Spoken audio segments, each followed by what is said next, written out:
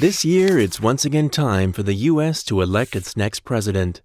Just like every 4 years, the question arises again whether a Democrat or Republican will be moving into the White House. But how exactly does the election work in the U.S.? To explain this, it's not enough to simply look at a single election day. It's the entire election year that's important. At the beginning of an election year, the primaries take place. In these elections, the Democrats and Republicans first select a presidential candidate from within their parties. During the ensuing election campaign, the Democrat and Republican candidates then face off against each other. The way in which the primaries are run and who is eligible to vote vary by state. The fundamental difference is that in some states, every citizen, and in others, only registered voters of the respective party, are entitled to vote for who should be the presidential candidate. The day on which the primaries take place is also individually determined in each state.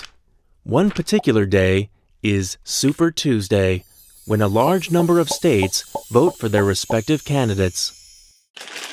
These contenders, who aim to represent the electorate if they receive the presidential nomination, however, are not directly elected by it.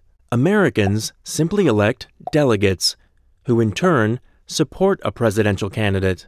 The candidate who ultimately receives more than half of all the delegate votes wins the primaries. After every state has elected its delegates, it's usually already clear who will be the presidential candidate. Officially, however, the elected delegates only vote for their candidate at the National Party Convention. If none of the candidates receive more than half of all the delegate votes, negotiations are held within the party to select the candidate. This may lead to candidates withdrawing and revotes having to be held among the delegates. In the case of such a revote, delegates are no longer pledged to a particular candidate and are able to switch their allegiance to another candidate until there is a clear majority. It's therefore possible for supposed outsiders to re-enter the race. After all this, it's officially clear which presidential candidates will face off against each other. The election campaign can begin. The winner of this campaign is decided by the electorate on Election Day, which is 2016, on the 8th of November. On this day, all eligible voters who are over 18 may vote for their president. Just as in the primaries, however, here too the presidential candidates are not directly elected. Americans elect so-called electors, who in turn support one of the candidates. Each state has a different number of electors, depending on how many people live there. So at the end of Election Day, there are a certain number of electors in each state who support a Democratic president and a certain number who support a Republican president.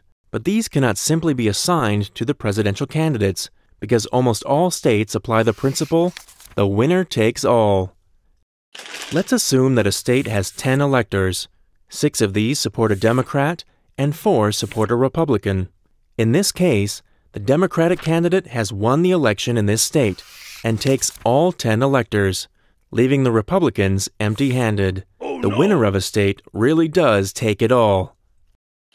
This is why some states experience more intense election campaigning than others, because whilst Texas, for example, almost always has a Republican majority, and California almost always elects Democrats, there are other states where the outcome is less certain.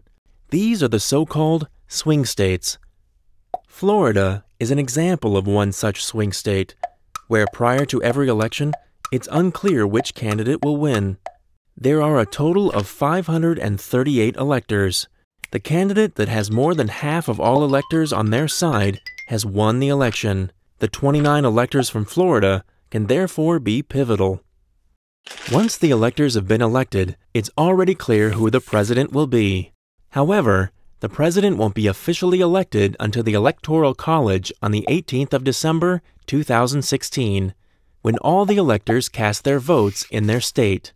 In keeping with tradition, however, these votes won't be counted until later, namely at the beginning of January 2017 by the U.S. Congress, which will then officially announce who will reside in the White House for the next 4 years.